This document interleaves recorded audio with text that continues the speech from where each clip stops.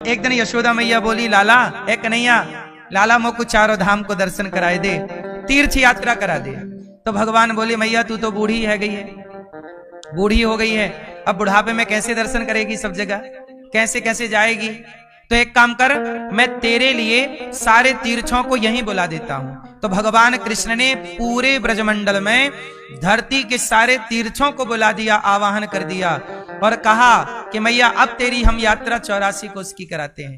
तो सबसे पहले भगवान कृष्ण ने मैया यशोदा नंद बाबा को 84 कोस की यात्रा कराई, 84 कोस की परिक्रमा लगवाई कि जो 84 कोस की परिक्रमा करेगा ब्रजमंडल की, वह धरती के सारे तीर्थों का दर्शन स्नान का फल प्राप्त कर लेगा।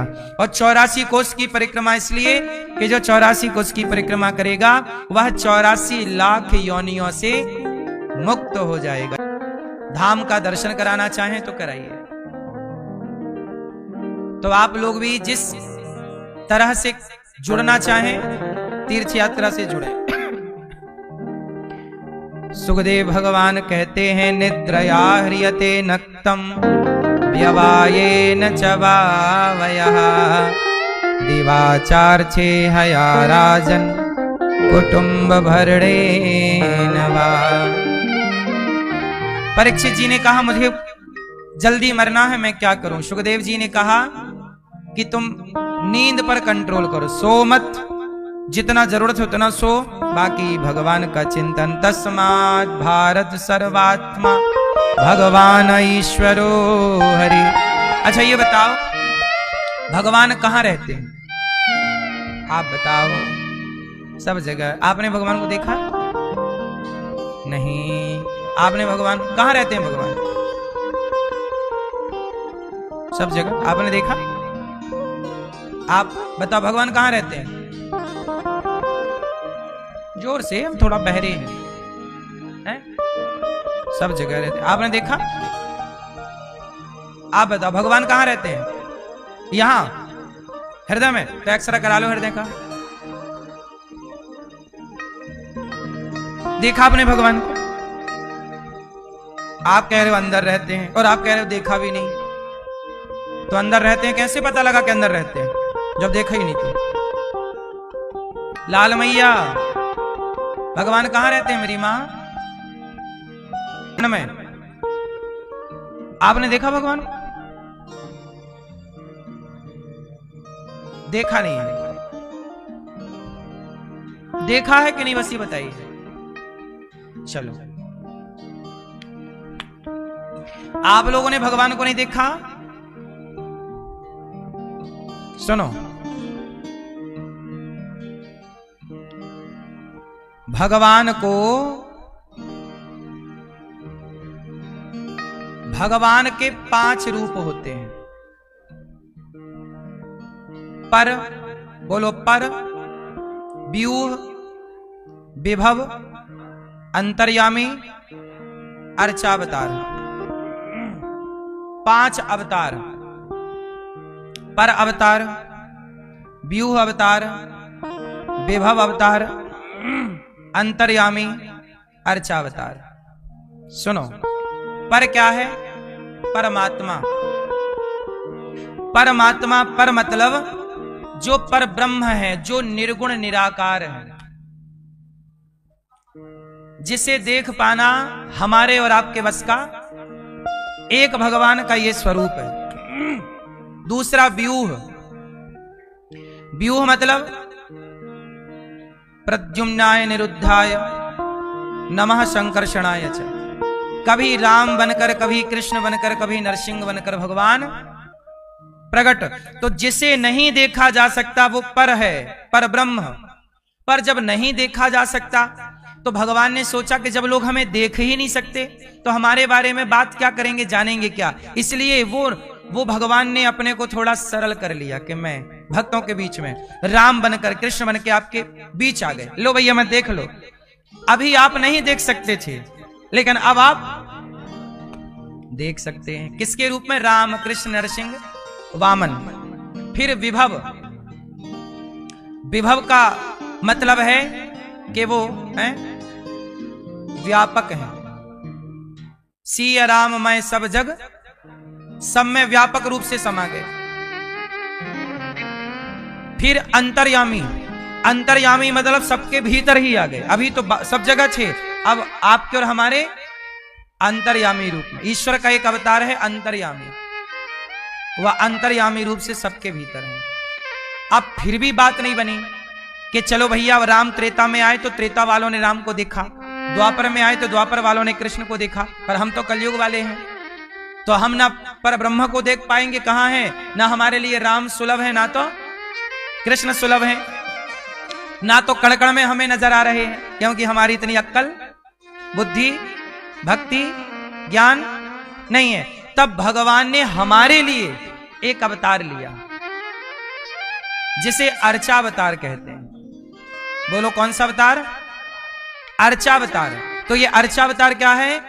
जो आपके घर में गोपाल जी हैं, मंदिर में बिहारी जी हैं, मंदिर में जगन्नाथ जी हैं, ऊपर लक्ष्मी नारायण भगवान बैठे हैं, इस कली काल में भगवान उस अर्चावतार के रूप में हम सबके पास मौजूद हैं। इसलिए इस कलयुग में मूर्ति को पत्थर नहीं मानना चाहिए। त्रेता में राम के रूप में मौजूद थे, द्वापर में कृष्ण के रूप में, तो कलयुग में इस विग्रह के रूप में भगवान हम सबके मध्य हैं, क्योंकि वो कण कण में है।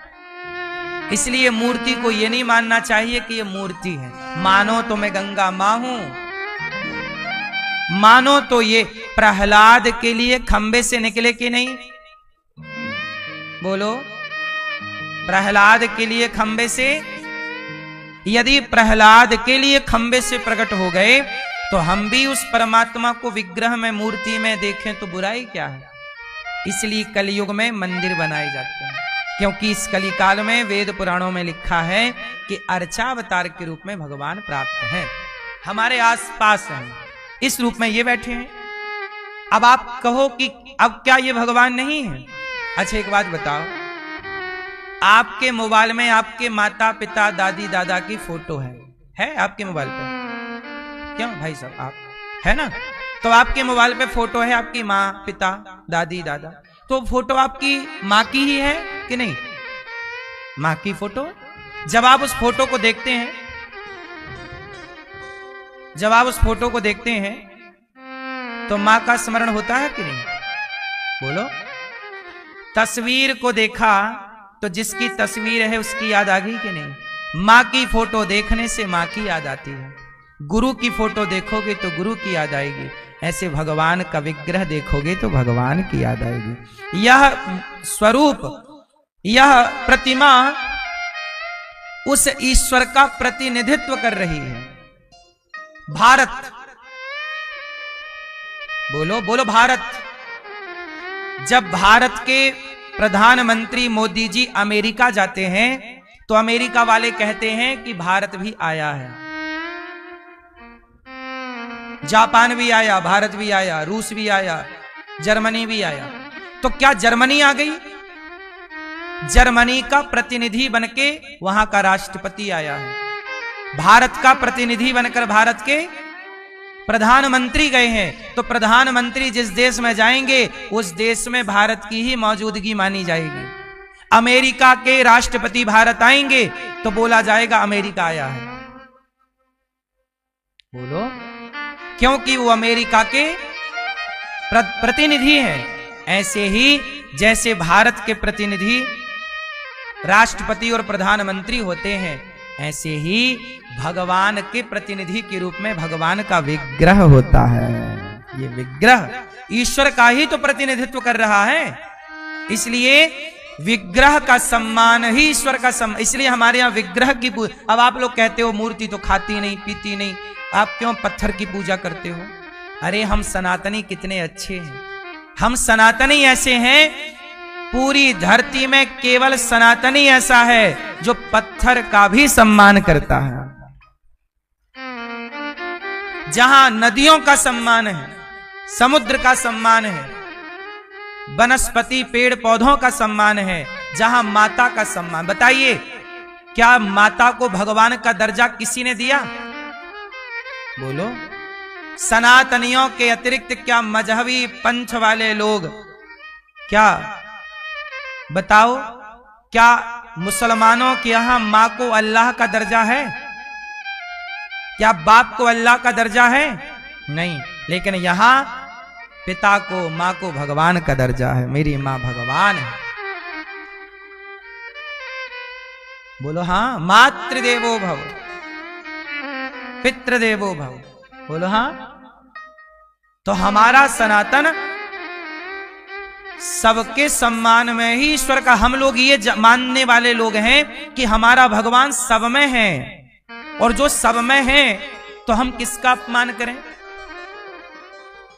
बताइए, किसका अपमान करें? पत्थर में भी वह समाया है। हमारा भगवान इतना पावरफुल है ना कि वो सब में रह सकता है।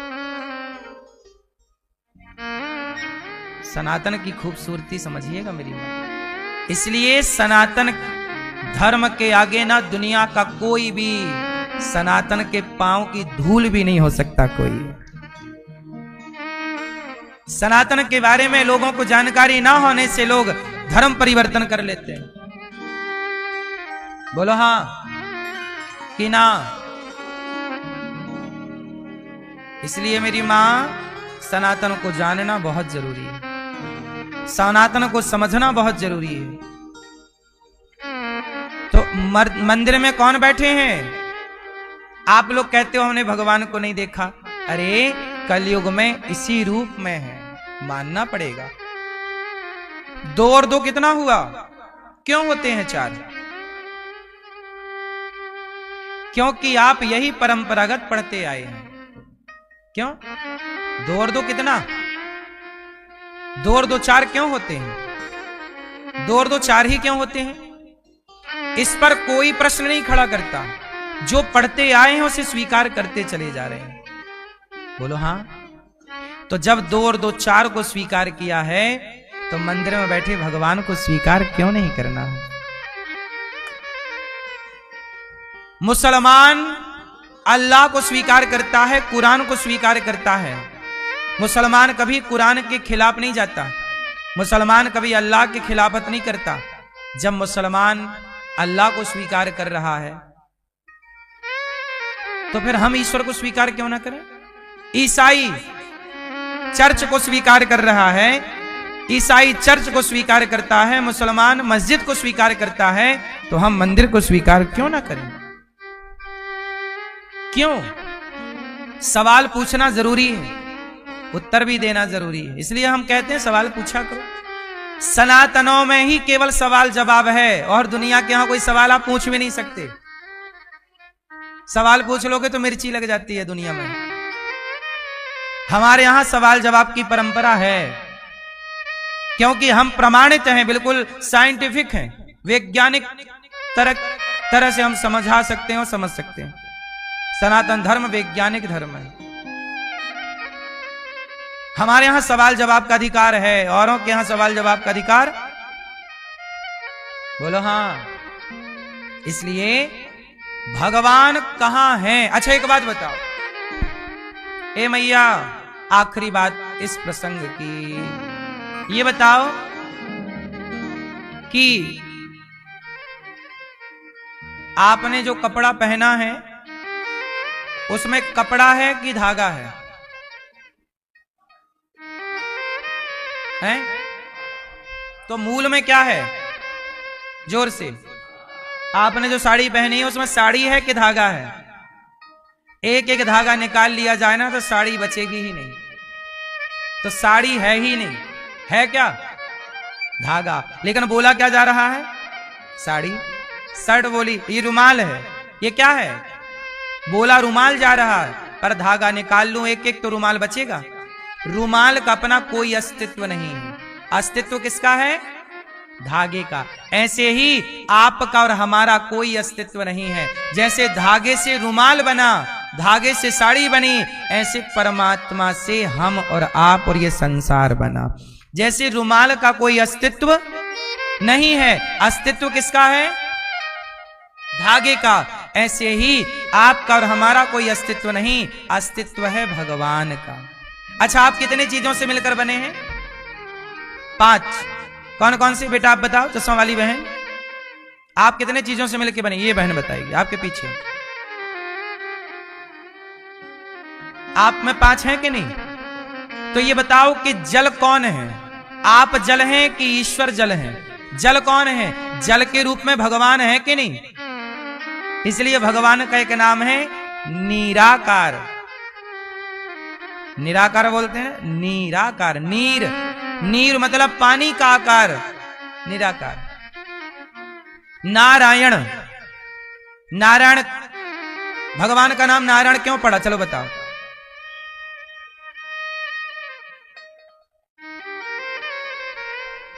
ठीक है, नारायण नाम क्यों पड़ा? नार कहते हैं जल को, नार कहते हैं जल में शयन करें जो, जल में शयन जो करें, जल में रहें। शेष भगवान कहाँ है? जल में, उसमें नारायण लेटे हैं, लक्ष्मी जी चरण। जो जल में निवास करें उन्हें नारायण कहते हैं। तो जल के रूप में नारायण है। अग्नि के रूप में कौन? अग्निस्त्वम, अग्नि के रूप में भगवान, पृथ्वी के रूप में भगवान, पंच तत्व जो है सबके रूप में कौन? भगवान का फुल फॉर्म क्या होता है? ए भैया बताएंगे, भगवान का फुल फॉर्म क्या हुआ? भगवान का फुल फॉर्म बताइए। भगवान का भा मतलब भूमि, गा मतलब गगन, वा मतलब वायु, आ मतलब अग्नि, ना मतलब नीर। प्रकृति के पंच तत्व को ही भगवान कहते हैं। फुल फॉर्म में भूमि, गगन, वायु, अग्नि, आकाश, शॉर्ट फॉर्म में भगवान। सबका एक एक अक्षर निकाल लो। भूमि का भा निकाल लो, गगन का गा निकाल लो, वायु का वा निकाल लो, अग्नि का आ निकाल लो, नीर का ना निकाल लो, क्या बन गया? यही तो भगवान। हम सनातनी किसके उपासक हैं? प्रकृति के। प्रकृति को ही भगवान मानते हैं, इसलिए हमारे यहां सब में ईश्वर के रहने की बात स्वीकारी जाती है। चलो बात समझ में आई? तो अब आप कहते हो भगवान कहाँ है? हमने नहीं देखा। अरे जो देख रहे हो वो भगवान ही है, उसके सिवा कुछ दिख थोड़ी रहा है आपको। आप मान नहीं रहे हैं। आप कह रहे हैं ये रुमाल है, ये रुमाल थोड़ी है, ये तो धागा है। आपने सत्ता रुमाल की स्वीकार कर ली, जबकि सत्ता किसकी है? सत्ता धागे की है, पर आपने रुमाल स्वीकार किया। रुमाल की सत्ता नहीं है।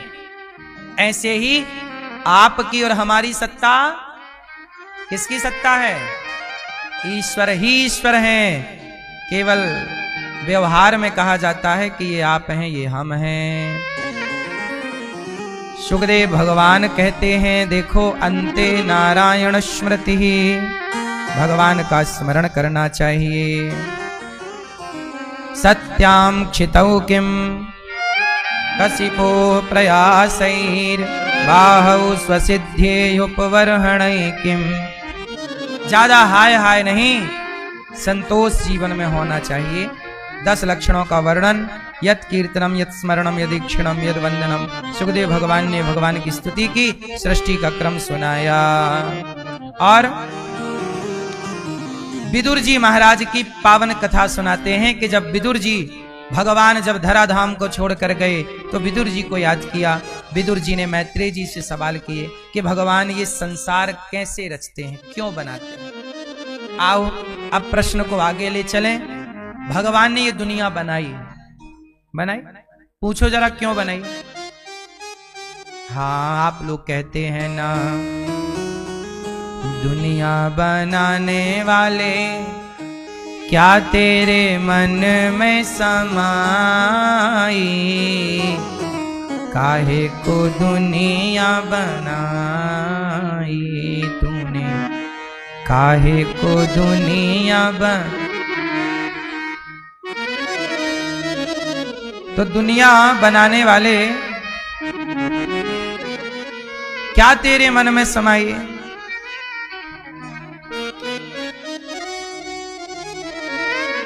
इसलिए कहता हूं मेरी मां, ये सब जानना बहुत जरूरी है। ईश्वर ने दुनिया क्यों बनाई? काहे बनाए तूने माटी के पुतले, धरती ये प्यारी प्यारी मुखड़े ये उजले, काहे बनाया तूने दुनिया का खेला, जिसमें लगाया जवानी का मेला।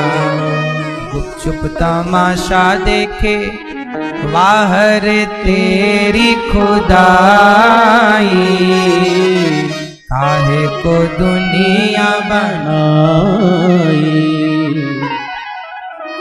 तू भी तो तड़पा होगा मन को बनाकर, तूफान ये प्यार का मन में छुपा कर। कोई छवि तो होगी आँखों में तेरी, आंसू भी छलके होंगे पलकों से तेरे।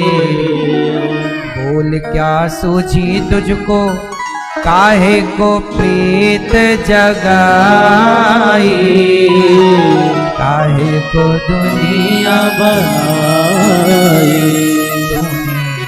काहे को दुनिया बनाई। काहे बनाई भगवान ने दुनिया? अच्छा बताओ क्यों बनाई? आपसे सवाल है, भगवान ने दुनिया क्यों बनाई? अच्छा चश्मा वाले भैया बताएंगे, सोफे वाले। भगवान ने दुनिया क्यों बनाई? बोलो, नहीं बताएंगे? हैं? हाँ, ये सत्संगी है, कथा सुनते रहते हैं घर में भी। आप बताइए, दादाजी बताएंगे, हमारे बीच वाले दादाजी से पूछो। दादाजी राम राम, भगवान ने दुनिया काहे बनाई बताओ? दुनिया काहे बनाई भगवान ने?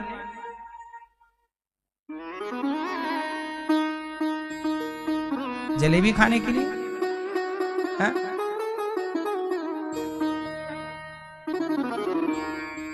भगवान ने ये दुनिया बनाई अपने आनंद के लिए। जैसे छोटा बच्चा वो बनाता ना रेत के ढेर में बैठ के घर और खेलता है, और जब जाने लगता तो एक लात मार के घर को तोड़ के, जैसे वो बच्चा अपने आनंद के लिए घर बनाता है, खेलता है, उसे तोड़ता है, ऐसे भगवान अपने आनंद के लिए संसार बनाते हैं, जगत बनाते हैं।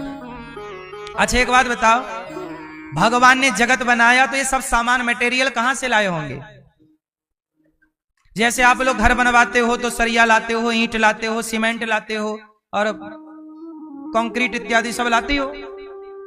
ये बताओ कि भगवान सब कहां से लाए होंगे? कहां से लाए? बोलो।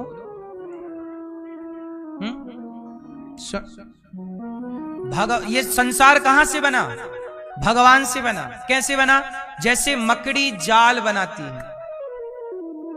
ये बता, मकड़ी जो जाला बनाती है वो जाला का धागा कहां से लाती है? किस दुकान से? कहां से लाती है? हाँ, मकड़ी के भीतर से ही वो जाल प्रकट करती है। उसकी लार होती है वो धागा, मकड़ी की लार होती है वो। जैसे धागा जाल का मकड़ी के भीतर से ही प्रकट होता है और वो उसी में खेलती है, और जब उसका मन होता है तो वो उसी को खा भी जाती है। उसी तरह जैसे धागा मकड़ी का मकड़ी से प्रकट हुआ, ऐसे ये संसार भगवान से प्रकट हुआ और आखिरी में भगवान में लीन हो जाएगा। रहेगा कौन? जब कुछ नहीं था तो भी भगवान थे, सब कुछ है तो भी भगवान है, जब कुछ नहीं रहेगा तो भी कौन बचेगा? कैसे? जब ये अंगूठी नहीं थी तब भी सोना था, ये सोना तब भी था जब ये अंगूठी, अब ये अंगूठी है तो भी सोना है, और जब ये अंगूठी भट्टी में मिल जाएगी, गल जाएगा लिक्विड फॉर्म में सोना, तब अंगूठी नहीं रहेगी, फिर भी सोना। आभूषण के पहले भी सोना है, आभूषण में भी सोना है, और आभूषण के ना रहने पर भी सोने की सत्ता है। ऐसे जब जगत नहीं था तो भी जगन्नाथ थे, जगत है तो भी जगन्नाथ, और जगत नहीं रहेगा तो भी शेष भगवान रहेंगे। इसलिए भगवान की सत्ता सदा है। इसलिए तीनों कालों में सत्य कौन है? भगवान। इसलिए उन भगवान की शरण में चलना चाहिए और भगवान से कहना चाहिए कि प्रभु हाँ, इतनी कृपा सांवरे बनाए रखना, इतनी कृपा बनाए रखना, मरते दम तक सेवा में लगाए रखना, इतनी कृपा।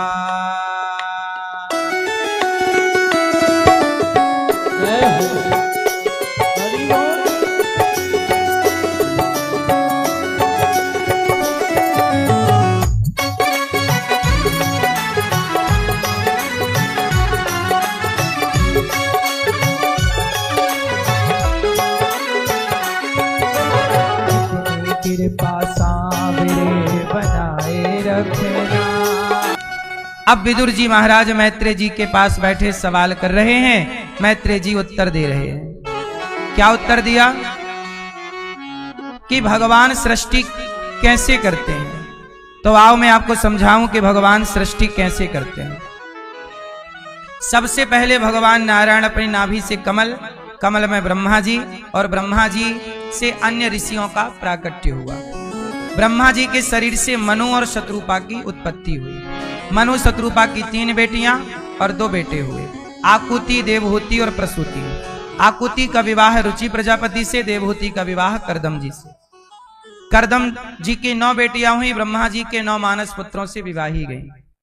कपिल भगवान प्रकट हुए जिन्होंने अपनी मां को सांख्य शास्त्र का उपदेश किया। अहम सर्वेषु भूतेषु भूतात्मावस्थितः सदा, मां सब में मुझे देखो। मां सिद्धा नाम की नदी बनकर बह गई, कपिल देव जी ने आचमन किया। मनु जी की तीसरी बेटी का नाम है प्रसूति। अब बहुत ध्यान पूर्वक सुनिएगा। प्रसूति का विवाह दक्ष से हुआ। दक्ष की छोटी बेटी का नाम है सती। कपिल भगवान गंगा सागर चले गए। बोलिए कपिल देव भगवान की। करदम जी की 9 बेटियों का विवाह ब्रह्मा जी के 9 मानस पुत्रों से हुआ। इसके बाद भगवान शंकर का विवाह हुआ दक्ष की छोटी बेटी सती जी के साथ। सती और शिव बड़े प्रेम से कैलाश में रहते हैं। एक दिन की बात है, शंकर जी माता सती को बोल के लेकर के गए कि चलो कथा सुनने चलते हैं। चलो। अगस्त नाम के एक ऋषि थे। उन ऋषि की कुटिया में शंकर जी सती माता के साथ पहुंचे, और जैसे ही अगस्त जी ने देखा कि हमारे द्वार साक्षात शिव शक्ति आए हैं, तो आगे बढ़कर के अगस्त मुनि ने शिव जी के पांव धोए, शिव जी को आसन में बिठाया और शिव जी से हाथ जोड़कर बोले कि हे भोलेनाथ, आपका आगमन क्यों हुआ है। शंकर जी बोले, हे अगस्त ऋषि, मैं आपसे कथा सुनना चाहता हूं। अच्छा भोलेनाथ, आप तो सब जानते हो। हाँ हाँ, हम सब जानते हैं, पर भगवान की कथा में जो स्वाद है, जो रस है, वो अच्छा है, आप सुनाइए। तो शंकर जी श्रोता बन गए और अगस्त ऋषि जी वक्ता बन के कथा हुई शुरू। तो शंकर जी तो सुने मन लगा के, पर माता सती का मन नहीं लगा। अच्छा, माता सती का मन क्यों नहीं लगा? क्योंकि माता सती की श्रद्धा वक्ता पर नहीं थी, अगस्त ऋषि पर श्रद्धा। और याद रखिएगा, यदि श्रोता की श्रद्धा ही वक्ता पर नहीं है तो वक्ता कुछ भी समझाए आपको, कुछ भी समझ में। इसलिए श्रद्धावान लभते ज्ञानम, पहले तो आपकी श्रद्धा होनी चाहिए। श्रद्धावान व्यक्ति ही ज्ञान का लाभ लेगा। श्रद्धा नहीं है तो ज्ञान आपको नहीं मिलेगा। शंकर जी ने तो कथा सुनी और ज्ञान पाया, परंतु माता सती को हो गया संदेह। क्या हो गया? संदेह किस पर हुआ?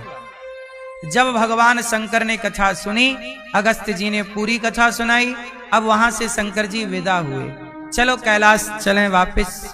तो जब शंकर जी वापस कैलाश जा रहे थे तो रास्ते में वो त्रेता युग चल रहा था। एक बार त्रेता युग माही शंभु गए कुंभज ऋषि पाही, संग सती जग जननी भवानी, पूजे ऋषि अखिलेश्वर जन। वो त्रेता युग था और त्रेता में घटना वही घट रही थी कि रावण सीता मैया को चुरा कर ले गया और राम जी सीता माँ के वियोग में हा सीता खोजबीन कर रहे, सीता जी को ढूंढ रहे। आकाश मार्ग से शिव पार्वती, शिव शक्ति मतलब सती गुजर रहे थे, तो भगवान शंकर ने तो भगवान शंकर ने तो राम जी को प्रणाम किया। वाह प्रभु, आपकी लीला परंपार, आपकी लीला आप सब जानते हो, पर ऐसे ढूंढ रहे हो पत्नी को जैसे कुछ नहीं जानते। जब शंकर जी ने प्रणाम किया तो माता सती को राम जी पर डाउट हो गया, ये भगवान नहीं हो सके। हे भोलेनाथ, आप किसे प्रणाम कर रहे हो? शंकर जी बोली ये राम है, ये भगवान है। सती बोली ना, ये भगवान होते तो अपनी पत्नी के लिए ऐसे पागलों की तरह खोजबीन करते। भाई भगवान तो सब जानते हैं, सब कुछ देख लेते कि कहां पे क्या है। भगवान तो सब जानते हैं, उनसे क्या छिपना है। ये भगवान नहीं है। लो भैया, माता सती को क्या हो गया? संदेह। और जब संदेह हुआ तो शंकर जी ने बहुत समझाया। अच्छा, जब आपको संदेह हो जाए तब क्या करना चाहिए? सत्संग करना चाहिए। सत्संग करने से संदेह समाप्त हो जाता है। पर माता सती का संदेह तो सत्संग से पैदा हुआ। क्योंकि अच्छा, माता सती को संदेह क्यों हुआ? आप लोग बताइए, क्यों हुआ मैया? क्योंकि माता सती ने कथा को ठीक से सुना नहीं था। जो शंकर जी कथा सुन रहे थे, अगस्त जी सुना रहे थे, वहां सती जी का मन नहीं लग रहा था। कथा यदि आप ठीक से नहीं सुनेंगे तो आपको भी संदेह हो जाएगा। इसलिए कहा करता हूं, कथा में बैठो तो बड़ी श्रद्धा से सुनो, बड़े प्रेम से सुनो। बार बार उठना, बार बार जाना, बार बार बैठना। 3 घंटे अपने शरीर पर कंट्रोल, अपने इंद्रियों पर कंट्रोल। 3 घंटा भी कंट्रोल नहीं हुआ तो फिर कंट्रोलिंग पावर आपकी बेहतर है नहीं। देखो ये दास अनिरुद्ध, हम 12 महीने कथा सुनाते हैं, 12 महीने आपके सामने बैठते हैं यहां पर, और बैठे ही रहते हैं 3 घंटे, बार बार उठते नहीं हैं और प्रेम से आपको सुनाते रहते हैं। आप लोग कई बार शोर भी करते हैं, उठते बैठते आते जाते, हमारा बड़ा डिस्टर्ब भी होता है, फिर भी हम अपना काम करते रहते हैं। श्रोता उच्च क्वालिटी का कौन सा है? जो प्रेम से कथा सुने। यदि आप प्रेम से नहीं सुनेंगे तो आपको भी संदेह बना रहेगा। इसलिए श्रोता अच्छा होना चाहिए, प्रेम से सुने। 3 घंटे केवल कथा, और उस समय कोई काम नहीं। अब कुछ लोग बैठे बैठे खाते रहते हैं, बात कर रहे हैं, मोबाइल चला रहे हैं। कथा श्रोता के ये लक्षण नहीं है। लक्षण ये है कि सार सार को गही लहे, थोथा दे उड़ाए। सार सार ग्रहण करने वाला जितना अच्छा श्रोता होगा, वक्ता उतने बढ़िया तरीके से सुनाएगा। जब हम देखते हैं कि आप लोग सुन रहे हैं तो सुनाने में अच्छा लगता है, पर जब हमें लगता है कि हम सुना रहे हैं और आप तो आ रहे, जा रहे, खा रहे, बातें कर रहे, तब समझ लेते हैं कि भाई ये श्रोता सुनने वाले नहीं। फिर उसी तरह से लपेट दी जाती है बात। इसलिए उच्च कोटि का श्रोता बनो। तो शंकर जी तो उच्च कोटि के श्रोता हैं, पर माता सती यदि ठीक से कथा सुनती तो वहां पे बताया गया था कि नारायण ही राम के अवतार में लीला कर रहे हैं। वो अनेक रूप रूपाय विष्णवे प्रभु विष्णवे, तो बताया था। शंकर जी सुने, पर माता सती का ध्यान यहां वहां था। इसलिए सती जी को राम पर क्या हो गया? राम जी ढूंढ रहे, सीता सीता। शंकर जी बोले वाह प्रभु, क्या लीला है आपकी, क्या ओरिजिनल लीला कर रहे हैं। माता सती बोली किसे प्रणाम कर रहे हो? बोले ये भगवान है, राम, नारायण ही राम बन के आए। सती बोली ना, भगवान थोड़ी पत्नी के पीछे भागेंगे। भगवान की पत्नी कोई चुरा सकता है क्या? भगवान की पत्नी का कोई अपहरण कर सकता है क्या? अच्छा एक बात बताओ, राम भगवान है या नहीं? आप सबसे उत्तर, राम जी भगवान है। तो पत्नी को ढूंढ नहीं पाए, कैसे भगवान है? आप बताओ, ये लाल मैया बताएं। सब काहे बता रहे हो? जिनसे पूछा जाए वो बताएंगे। मेरी माँ लाल मैया बताएंगे हैं? राम जी भगवान है कि नहीं है? तो भगवान की पत्नी चोरी कैसे हो गई? कौन सी लीला है? मनुष्य रूप में लीला है। इस लीला से क्या साबित करना चाहते हैं राम? आप बताओ। तो मर्यादा पुरुषोत्तम की पत्नी कौन चुराएगा? अच्छा ये बताओ, रावण मूर्ख था, अज्ञानी था कि ज्ञानी? रावण कैसा है? अच्छा ये बताओ, रावण ने सीता मैया को क्यों चुराया? क्या चाहता था रावण?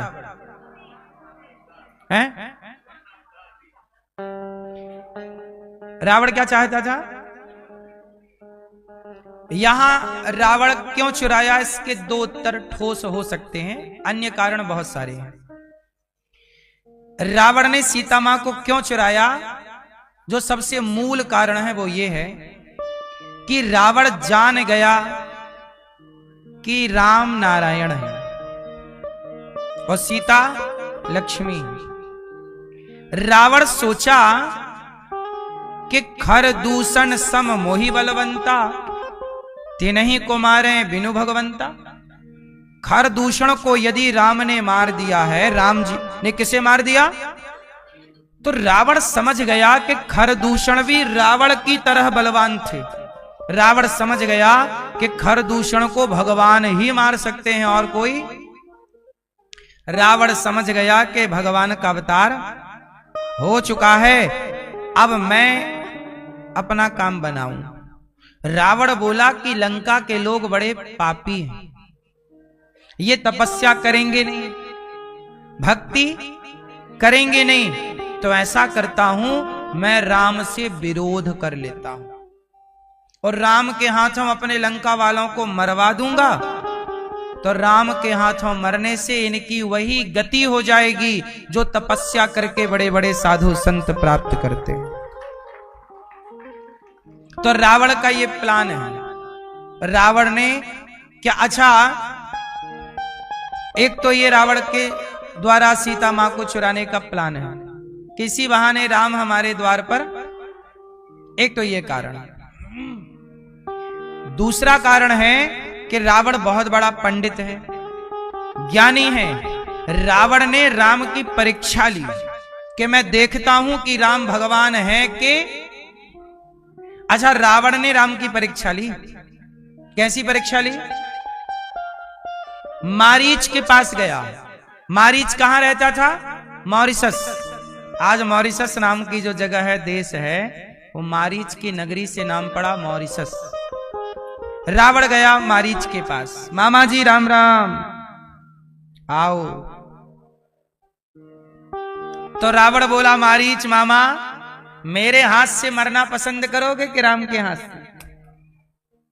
मारीच बोला, क्या बात कर रहे हो, आए हो कह रहे हो मरो। रावण बोला, देखो या हम मारेंगे आपको, हमारे हाथ मरोगे तो नरक जाओगे, मौका है राम के हाथों मर जाओ, और आपकी पुरानी दुश्मनी भी है। अच्छा मारीच की राम से पुरानी दुश्मनी है क्या? जब राम जी सीता जी से विवाह करने जा रहे थे, विश्वामित्र जी राम को लेकर गए बक्सर, तो वहां पर विश्वामित्र जी का यज्ञ में बाधा ये मारीच पहुंचाता था। तो राम जी ने बिना फण का बाण मारा। उस समय मारीच बक्सर में रहता था, तो राम जी ने इसे मारा था बिन फण का बाण, तो जाके गिरा मॉरिशस में, तब से वो वहीं रहने लग गया। पूरा नहीं मारा राम जी ने। राम जी ने सोचा कि ये आगे की लीला में काम आएगा, आधा मारा। तो वही रावण बोला कि सुनो, राम ने तुम्हें तो मारा था, अब मौका है राम को मार दो। मारीच बोला, मैं राम को नहीं मार सकता, बड़े बलवान हैं। रावण बोला, मैं रच के आया हूं लीला, तुम बस मेरा साथ दो। क्या करना है? तुम सोने के मृग बन जाओ। तुम क्या बन जाओ? तो मारीच मामा बन गए सोने का मृग, और जहां सीता जी बैठी थी आसपास चरने लगा माया का मृग। सीता मैया ने देखा, वाह बड़ा सुंदर मृग है, सोने का है।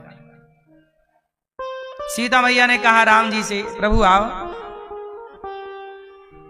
हमें ये मृग चाहिए। राम जी ने कहा, देवी ये माया है, सोने का मृग मृग नहीं होता, आप तो जानती हो।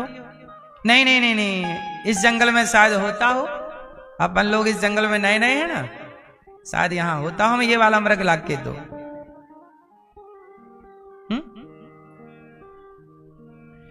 राम जी बोले कि राम जी समझ गए कि सीता जी अब हमें नहीं चाहती, सोने के मृग को चाहती।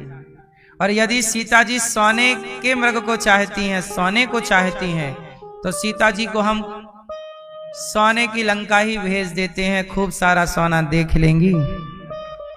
क्योंकि बहुत दिन से जंगल में रही है ना, तो सोना देखा नहीं, और हमारी माताएं सोना ना देखें तो व्याकुल हो जाती हैं। माताओं का बड़ा मन लगता है सोने में। हाँ, पुरुषों को पता नहीं है भाव क्या चल रहा, माताओं से पूछो, सही है कि नहीं?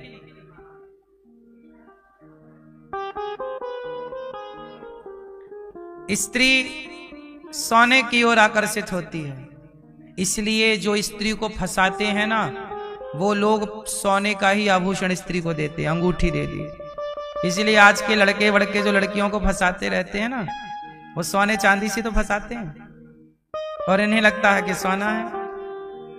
सोने की अंगूठी दी और साथ में आई लव यू भी दे दिया,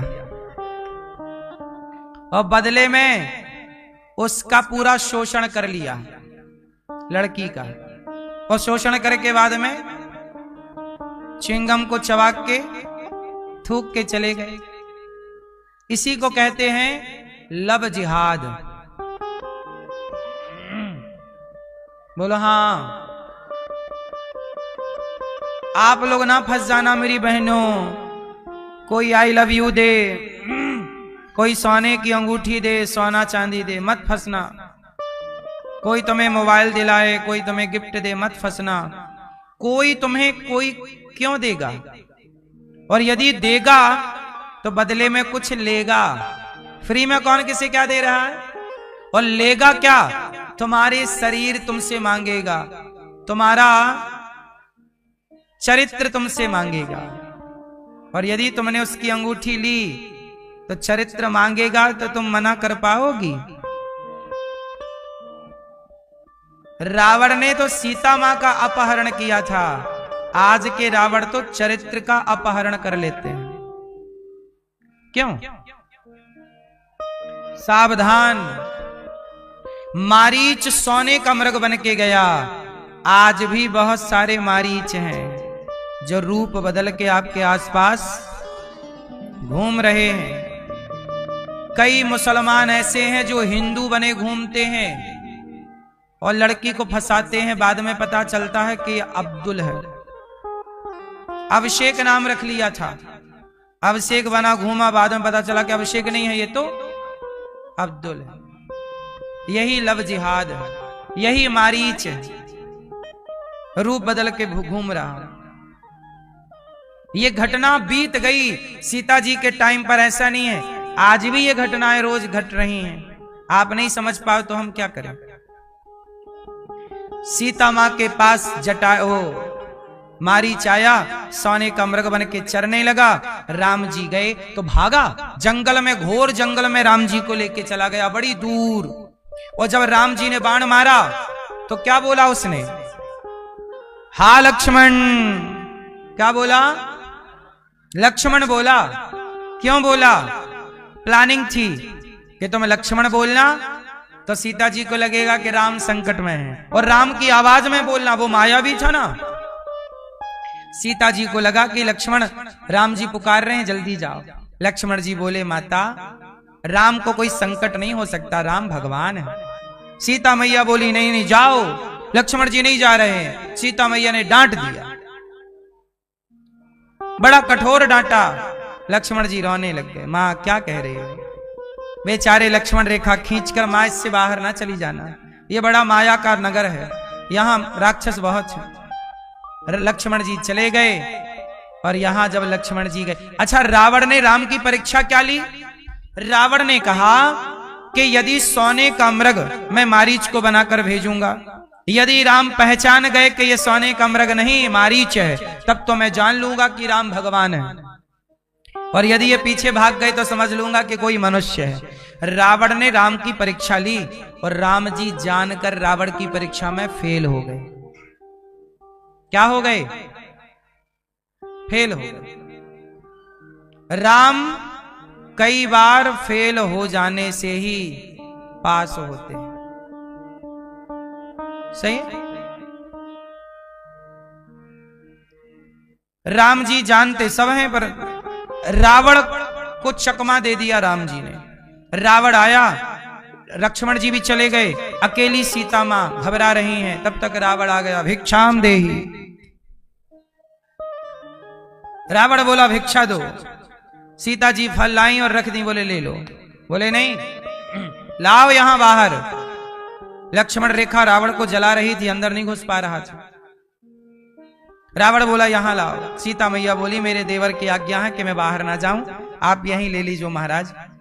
रावण बोला तेरा पति संकट में है, और यदि तूने अतिथि को भोजन नहीं दिया तो तेरा पति क्या हो सकता जानती है?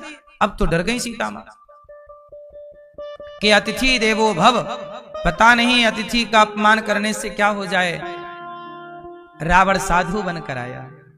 अच्छा ये बताओ, सीता मैया लक्ष्मण रेखा पार करके चली गई, जाना सही था कि गलत था? क्यों गई? चलो सही गलत छोड़ो, क्यों गई? कारण है? सीता मैया नहीं जाती और रावण साधु रूप में आया और चला जाता तो दुनिया में क्या मैसेज जाता कि राम के द्वार से एक साधु भूखा लौट गया। राम के द्वार से साधु। सीता जी जान गई कि ये रावण है। सीता जगत जननी है, जगदम्बा, उनसे क्या छिपा है। सीता मैया जान गई कि ये रावण है, पर बाहर गई इसलिए कि मेरे राम पर यह कलंक ना लग जाए कि राम के द्वार से साधु वापस चला गया। अतिथि भगवान है, तो हे धर्म, धर्मो रक्षति रक्षिता, हम धर्म की रक्षा करें, हमारे द्वार से कोई भूखा ना जाए। और सीता मैया गई, रावण लेकर चला गया। सीता मां ने केवल अपना गृहस्थ धर्म निभाया, अंत में उसी धर्म ने सीता मां की रक्षा भी की। रावण लेकर चला गया, और जब रावण लेकर जा रहा था सीता मैया चिल्ला रही है, हाय लक्ष्मण तुम्हारा दोष नहीं है, तुमने ठीक कहा था, मैंने तुम्हारा अपमान कर दिया, शायद तुम्हारा अपमान करने की सजा प्रभु ने मुझे दी, और भक्त का अपराध करने की सजा दी कि राम ने मुझे अपने से दूर कर दिया। जटायु ने प्रयास किया सीता मां को रोकने का, रावण ने पंख काट दिए और रावण सीता जी को लेकर गया। अच्छा रावण चुराया तो गलती की, पर रावण की नियत सही थी कि गलत थी? सीता जी को लेकर रावण की नियत अच्छी थी कि बुरी थी? हाँ, इसमें भी दो भेद हैं और दो दृष्टि हैं। एक तरफ तो रावण कहता है कि तुम मेरी पत्नी बन जाओ, ये लिखा है, ऑन रिकॉर्ड है वाल्मीकि रामायण में। रावण चाहता है सीता जी को अपनी पत्नी बनाना, लोभ लालच देता है, लेकिन ये रावण के बाहर का मन है। रावण के भीतर का मन कहता है कि ये जगत जननी है, और रावण यदि सीता मां को पत्नी बनाना चाहता तो अपने कमरे में ही रखता ना, सीधा ले जाके। पेड़ के नीचे क्यों रखा? अशोक वाटिका में। रावण जानता था कि इसका पति वनवासी है, और पति वनवासी है, वन में है, और पत्नी महलों में रहेगी, तो नारी का पातिव्रत धर्म नष्ट हो जाएगा। इसलिए रावण ने जब राम वनवास में है तो सीता मैया को भी वनवास में ही रखा। लंका का वो जंगली हिस्सा था अशोक वाटिका। वाटिका उसका नाम था, वो रण्य ही है, जंगल ही है, इसलिए रावण ने वहां रखा कि इनका पातिव्रत धर्म भंग ना हो। इसलिए रावण, हमारे गुरुजी कहा करते थे कि रावण रोज सुबह सुबह दूर से सीता मां का दर्शन करता था और प्रणाम करता था। वो जानता था कि जगत जननी है। अच्छा ये बताओ, रावण कौन है? हैं? रावण कौन है? रावण भी जानता है कि ये हमारी सिठानी है। सीता जी रावण की कौन है? सिठानी। और राम जी कौन है? रावण के सेठ। क्यों? क्योंकि रावण पिछले जन्म में इन्हीं के घर तो नौकरी करता था। क्यों? रावण की पूर्व हिस्ट्री आपको पता है कि नहीं? रावण पिछले जन्म में द्वारपाल था। जय और विजय, रावण और कुंभकर्ण, जय और किसके द्वारपाल? किसके द्वारपाल हैं? भगवान नारायण के बैकुंठ में दो द्वारपाल थे, जय और लक्ष्मी नारायण अंदर रहते थे और ये द्वारपाल द्वार पे। एक साधु आए, एक नहीं चार, सनकादि आए, सनक, सनंदन, सनातन, सनत कुमार, चार आए और चारों घुसने लगे कि भगवान का दर्शन करूंगा। तो रावण ने रोक लिया। रावण मतलब जय विजय ने रोका, ए बाबा जी रुको, भगवान सो रहे हैं, चलो। सनकादियों ने कहा कि भगवान की आज्ञा है कि हम लोग कभी भी आ सकते हैं, पर द्वारपाल ना घमंड में डूब गए। नहीं, मेरी आज्ञा के बिना नहीं, नहीं। तो 3 बार रोका, रुको रुको रुको। संतों को आया गुस्सा, संतों ने जल लिया हाथ में, शाप दे दिया, जाओ हम तुम्हें शाप देते हैं, तुम राक्षस हो जाओ 3 जन्मों के लिए। तो सनकादियों के शाप से वह जय विजय पहले बार हिरण्याक्ष हिरण्यकश्यपु बने, दूसरी बार में रावण और कुंभकर्ण बने, और तीसरी बार में शिशुपाल और दंतवक्र बने। तो ये रावण जानता है कि हमारी सिठानी है। कौन है? हमारी सिठानी जी हैं। राम जी हमारे सेठ जी हैं, नौकर है ही उनके द्वार का। और देखो जरा, भगवान ने भी नौकर को गजब की लंका दे रखी है। भगवान भी बड़े दयालु हैं, नौकर को लंका, और लंका में बंदी के रूप में सीता मैया। हाँ, गजब की लीला है। भगवान की लीला भगवान ही जाने, हमारी और आपके बस की। कई बार जो दिखता है वो होता नहीं, और जो होता है वो,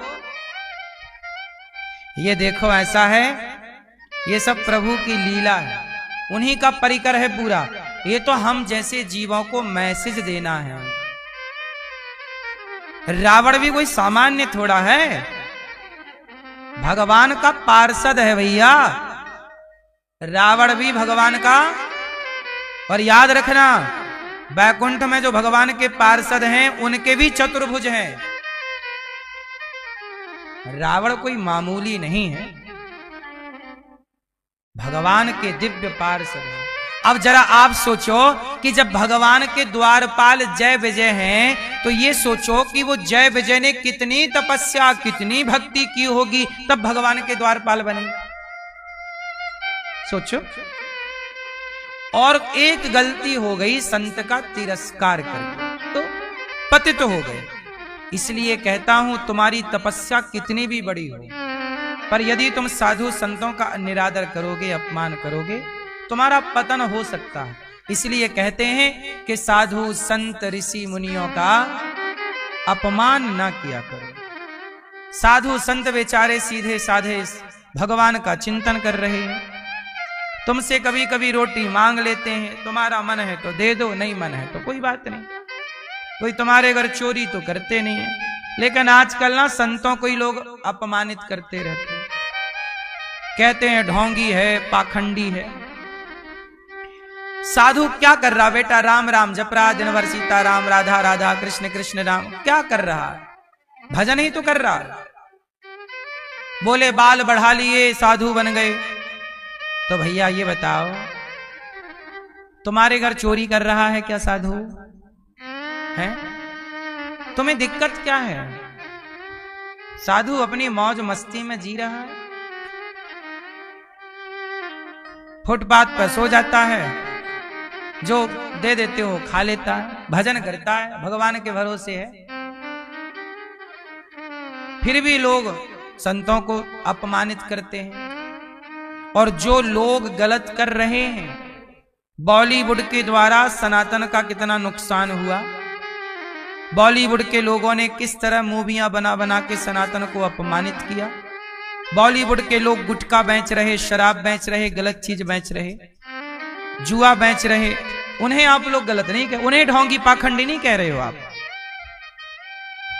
जो खुलेआम जुआ बेच रहा है, बोलो हाँ, शराब बेच रहा है, गुटखा बेचे जा रहा है, उन्हें आप गलत नहीं कह रहे हैं। और जो गुटखा छुड़ा रहा है तुम्हारे बच्चों को, सही रास्ता दिखा रहा, उन संतों को आप अपमानित करते हो। कलयुग है साहब, कलयुग में हंसों का जमाना नहीं है, कौओं का जमाना है। किसका जमाना है? कौओं का।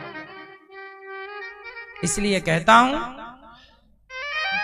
10-20 साल बाद, 20-25 साल बाद ना संत लोग नहीं मिलेंगे, लुप्त हो जाएंगे, कम रहेंगे। जैसे पहले आपने आज के 50 साल पहले ना गांव गांव में खूब साधु संत हुआ करते थे। पहले आपके द्वार पे कोई संत जरूर आता था भिक्षा मांगने। अब आजकल संत आते हैं? संत कम हो गए। बोलो हाँ। पहले हमारे गांव में बहुत साधु संत आते थे, भिक्षा मांगने आते थे, संत लोग आते रहते। अब संतों का आना जाना कम हो गया। क्यों? क्योंकि गृहस्थों ने, कुछ लोगों ने संतों का अपमान, तिरस्कार करना स्टार्ट कर दिया। पर एक बात यह भी याद रखना कि आज बहुत सारे मुसलमान तिलक चंदन लगा के साधु के कपड़े पहन के घूम रहे हैं।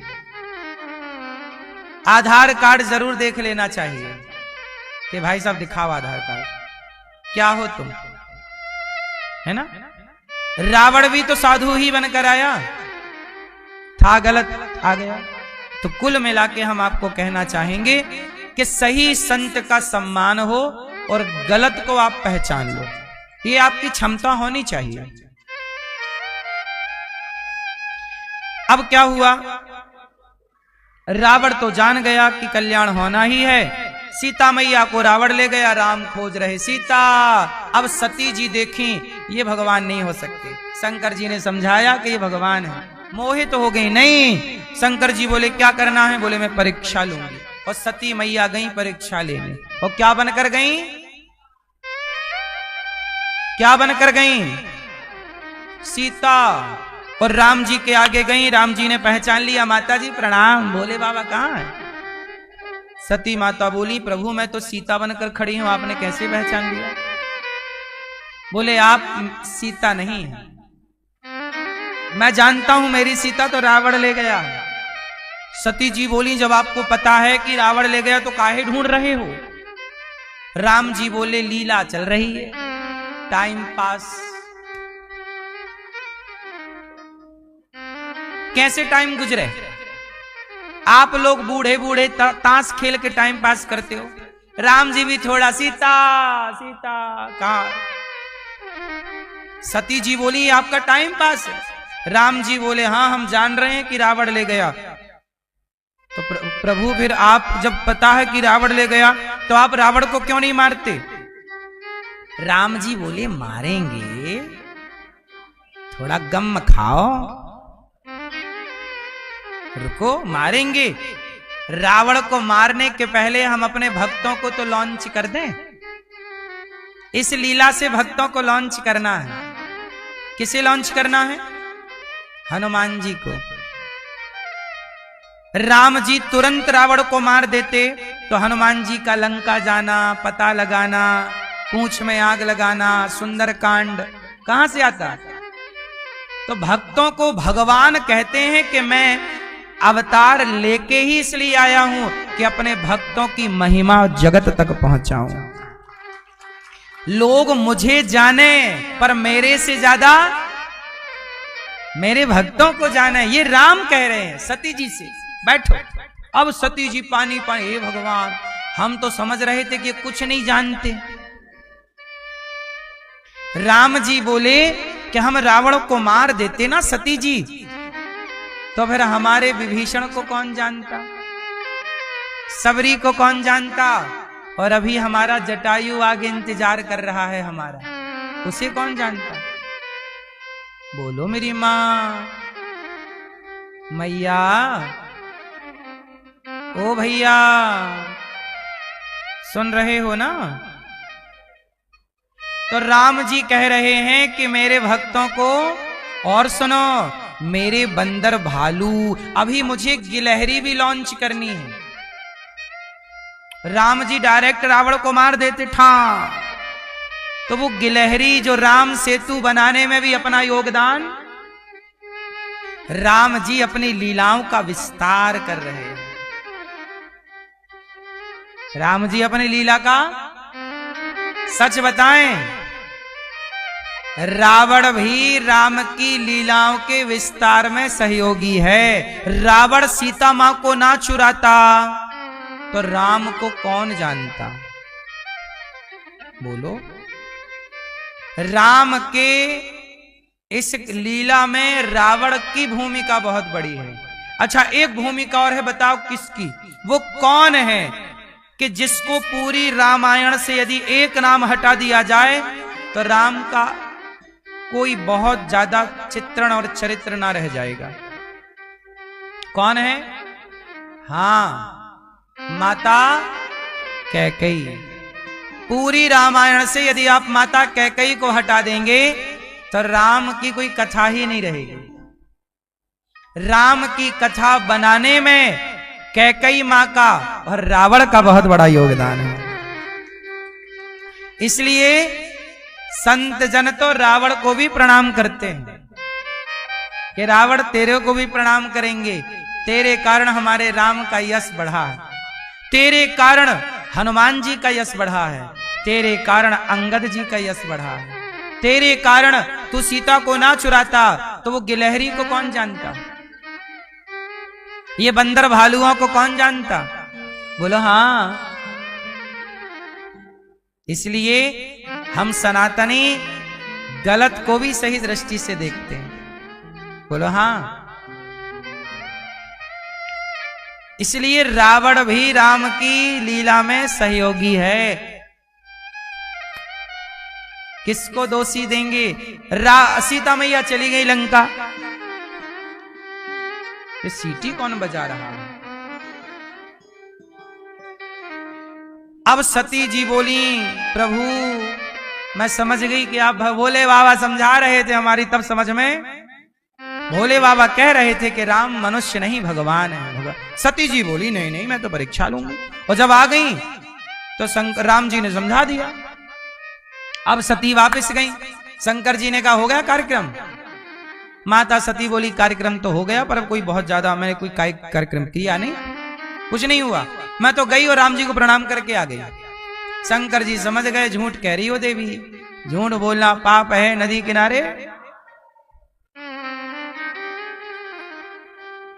शंकर जी से झूठ कह दिया माता सती ने के कछु न परीक्षा लीन गोसाई, आपकी तरह हम भी प्रणाम करके चली आई हैं।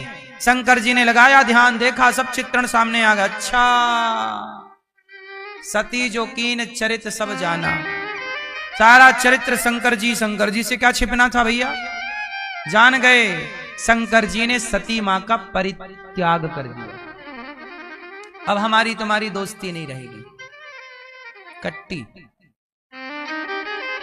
भगवान शिव ने त्याग दिया। अच्छा, शंकर जी ने सती जी को क्यों त्यागा? हाँ, क्योंकि शंकर जी राम को पिता और सीता जी को माता के रूप में देखते हैं। और सती जी क्या बन गई? सीता। और सीता कौन है? मां शंकर जी की। तो शंकर जी बोले जब आप मेरी मां के रूप में चली गई तो अब आप मेरी मां हो गई, अब मैं आपको पत्नी के रूप में कैसे स्वीकार करूं? और स्वीकार करता हूं तो मर्यादा बिगड़ जाएगी। इसलिए शिव ने त्याग कर दिया। सती जी समझ गई।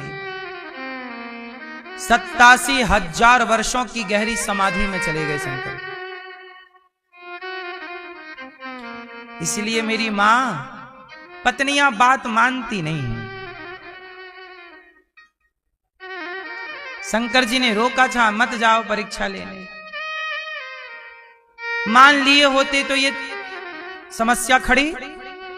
इसलिए मेरी मां अपने पति देवता की थोड़ी सी बात मान लिया करो। मैया आप मानती हो पति की बात? सही? नहीं मानती? आपकी देवी जी मानती हैं? कुछ मानती हैं, कुछ नहीं। आप मैया? अच्छा, आपके पति कुछ मानते हैं कि नहीं? पतियों को भी कुछ बात मान लेनी चाहिए पत्नियों की। आप मानते हो अपनी पत्नी की बात? चश्मा वाले भैया नहीं मानते? पत्नी की कोई बात नहीं मानते? क्यों हैं? आप कोई बात नहीं मानते पत्नी की, और पत्नी आपकी बात मानती है? आप नहीं मानते बिल्कुल। क्यों? मनमाने नहीं हो आप? थोड़ी सी तो बात मान लिया करो।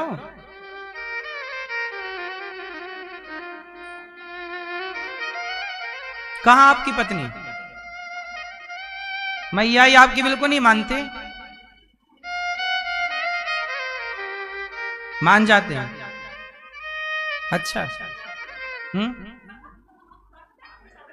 हैं? संग नहीं रहते? अब देखो ना, बैठे भी अलग अलग हैं। ये नहीं कि साथ में बैठ के कथा सुने। कोई बात नहीं, कल बैठ लेना साथ में, साथ में रहा करो। पत्नी अर्धांगिनी है, आधी है वो, आप भी आधे हैं।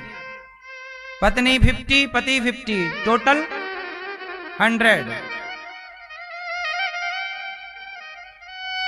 शंकर जी की बात नहीं मानी माता सती। शंकर जी ने त्याग कर दिया और दक्ष प्रजापति ने भगवान शिव के अपमान के लिए एक यज्ञ का प्रोग्राम किया। सोचो, यज्ञ का उत्सव है, यज्ञ है, पर यज्ञ का उद्देश्य क्या है? शंकर जी का अपमान करना। कोई भी अनुष्ठान ऐसे ना हो कि आप उससे किसी का अपमान करना चाहें। किसी को अपमानित करने के लिए हम थोड़ी पूजा पाठ करते हैं या जप तप करते हैं या यज्ञ अनुष्ठान करते हैं। यज्ञ अनुष्ठान से सर्वे भवन्तु सुखिनः की भावना, सब सुखी रहें, सबको सद्बुद्धि आए, सब पर कृपा भगवान की हो। ये नहीं कि आपसे दुश्मनी निभाना है इसलिए अनुष्ठान करके आपको नीचा। आजकल यही कंपटीशन हो गया है। नवरात्रियों में देखा नहीं कि उनका पांडाल ऐसा लगा तो हम ऐसा लगाएंगे, उन्होंने इतना बड़ा भंडारा किया हम और बड़ा करेंगे, हम ऐसा किया वो ऐसा किया तो हमने ऐसा। आजकल भक्ति ना कंपटीशन बन गई, और ये भक्ति है नहीं, समझ ही नहीं रहे लोग। लड़ाइयां चल रही हैं। दुर्गा जी रखना बुरा नहीं है, गणेश जी ये आस्था का विषय है, लेकिन आज आस्था वास्था तो पता नहीं, पांडाल ही पांडाल देखते हैं। जिसका जितना बड़ा पांडाल, जिसका जितना बड़ा, क्या है ये सब? भगवान दिखावे के भूखे कब से हो गए? भगवान भाव का भूखा हूं मैं, भाव ही एक सार है, पर भाव से भजले मुझे तो भव से बेड़ा। ये दिखावा क्यों? भगवान प्रेम चाहते हैं, राम ही केवल प्रेम प्यारा, लेकिन आजकल दिखावा चल रहा है। सही है कि गलत है? इसलिए आप लोग इस चीजों से बचिएगा। श्रद्धा रखना अच्छी बात है, पर इस आपस की लड़ाइयां की तेरा बड़ा के हर जगह कंपटीशन है। बोलो हाँ। उन लोगों ने इतना खर्चा किया, अब उसने भंडारा इतने का किया तो मैं इतने का करूंगा। अरे भाई साहब, तुम जितना पैसा, अच्छा ये बताओ दुर्गा जी के भंडारे में कितना लोग भंडारा करते हैं? हर गली में भंडारा चल रहा है। सच बताओ, इतनी भूख है किसी को जितने भंडारे हैं? जहां जरूरत है वहां दीजिए। वो पैसा आप किसी बेटी का विवाह कराने में, दुर्गा जी जितने पांडाल भारत में दुर्गा जी के लगते हैं, हर एक पांडाल से एक एक बेटी का विवाह हो तो लाखों बेटियों का विवाह गरीब बेटियों का हर साल धूमधाम से हो जाए। इससे क्या होगा? हम गरीबी को हरा देंगे और हम सब जीत जाएंगे।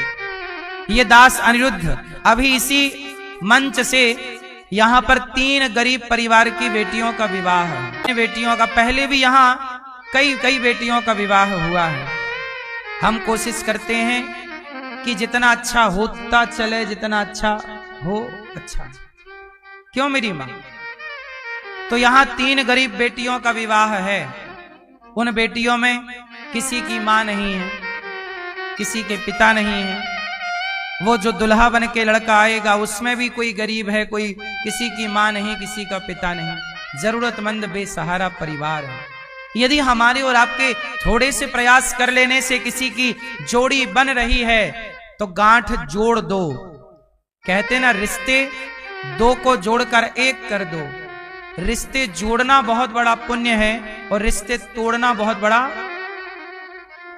तो आप भी इस रिश्ते जोड़ने में, गरीब बेटियों के विवाह में सहयोगी बनना है। थोड़ा थोड़ा आप भी योगदान दीजिए। हमसे तो जो बन पड़ता है, आप सबके सहयोग से बेटी के लिए पलंग, अलमारी, सोफे और जो जरूरत की चीजें हैं, पायल, मंगलसूत्र और भी बहुत सारी चीजें, जो आपका मन है आपकी ओर से। 3 बेटियों के विवाह में थोड़ा थोड़ा योगदान आप लोग भी करना चाहें तो अवश्य करें। हमें तो लगता है जितना अच्छा हो जाए, हम किसी के जितने अधिक काम आ जाएं, क्योंकि ये जीवन सबके लिए ही है। क्यों? तो भगवान शिव का अपमान दक्ष ने किया। उस यज्ञ में माता सती गई और माता सती ने जब शिव का अपमान देखा तो माता सती उस यज्ञ में जलकर भस्म हो गई, योग अग्नि में। बाद में वही सती का शरीर जलता हुआ शिवजी लेकर दौड़े। भगवान नारायण ने सुदर्शन से माता सती के वो शरीर को टुकड़े टुकड़े किए, 52 टुकड़े किए, 52 स्थानों पर वो टुकड़े गिरे तो 52 शक्ति पीठ तैयार हो गई। और वही बाद में पार्वती बन के प्रकट हुई और शिव पार्वती का विवाह संपन्न हुआ। बोलिए शंकर भगवान की। तो शंकर पार्वती विराजे, पहले माता सती, बाद में पार्वती। अब माता पार्वती को संदेह नहीं है, अब श्रद्धा है राम में। मनु जी की 3 ये बेटियां हैं। मनु जी के 2 बेटे प्रियव्रत, उत्तानपाद। उत्तानपाद की 2 पत्नियां हैं, सुनीति और सुरुचि। उत्तानपाद के 2 बेटे हैं, ध्रुव और उत्तम। ध्रुव जी बहुत छोटे से बच्चे हैं। एक दिन अपने पिता की गोद में गए बैठने, उत्तानपाद की। तो उत्तानपाद की गोद में बैठने तो लगे, बगल में खड़ी सौतेली माता हाथ पकड़ के नीचे गिरा दिया, चल इस गोद में तू नहीं बैठ सकता। ध्रुव जी का हाथ पकड़ के नीचे गिरा के कहा, तपसाराध्य पुरुषम तस्यैवानुग्रहेण में गर्भे त्वं साधयात्मानं यदेच्छसि नृपासनम। ध्रुव जी को अपमानित कर दिया, 5 साल के बच्चे को। रोते रोते घर आए, माँ क्या हुआ बेटा? माँ ने अपमान कर दिया, कह दिया तू अभागिन का बेटा। ध्रुव जी बोले, माँ क्या करूं मैं? माँ ने कहा तू तपस्या कर। अच्छा, ध्रुव जी 5 साल के हैं और माँ कह रही है तपस्या करो। सच बताओ, भजन कब करना चाहिए? लड़कपन, जवानी की बुढ़ापा। हाँ, भजन करो मस्त जवानी में, बुढ़ापा किसने देखा है। भजन करो।